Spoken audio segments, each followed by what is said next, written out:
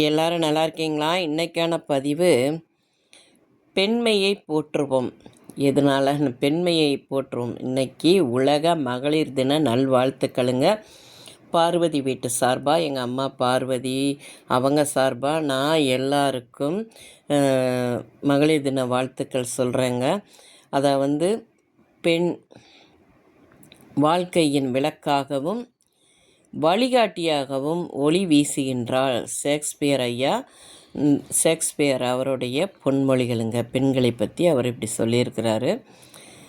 பெண்கள் வழிகளுக்குள் அவள் மனதில் எவ்வளோ வழிகள் இருந்தாலும் அந்த வழிகளுக்குள் ஒரு வழியை தேடி வாழ்பவள் தானுங்க பெண்.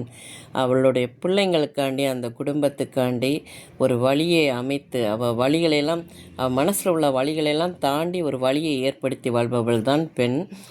வினோபாபாவை அவர் பெண்களை பற்றி சொல்லும்போது பொறுமையில் இமயமும் நிலமும் தான் பெண்களுக்கு உவமைகளாகும் அப்படின்னு சொல்லியிருக்காரு. நம்மளை காந்திஜி ஐயா இருக்காங்க இல்லையா, அவங்க சொல்லியிருக்கிறாங்க பெண்களை பற்றி. நல்லவற்றை நாடும் துணிவும் கெட்டவற்றிற்கு அஞ்சும் பண்பும் உள்ளவள் தான் பெண் அப்படின்னு சொல்லியிருக்கிறாங்க. அதாவது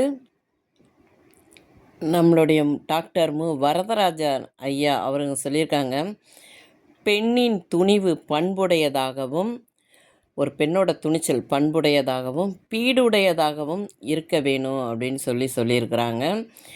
வெளிநாட்டுக்கார் ஒருத்தர் சொல்லியிருக்கார், ராபர்ட் ப்ரௌனிங் அப்படிங்கிறவர், பெண்ணுடைய அன்பை மட்டும் நீக்கிவிட்டால் மண்ணுலகம் வெறும் கல்லறையே அப்படின்னு சொல்லியிருக்கிறாங்க.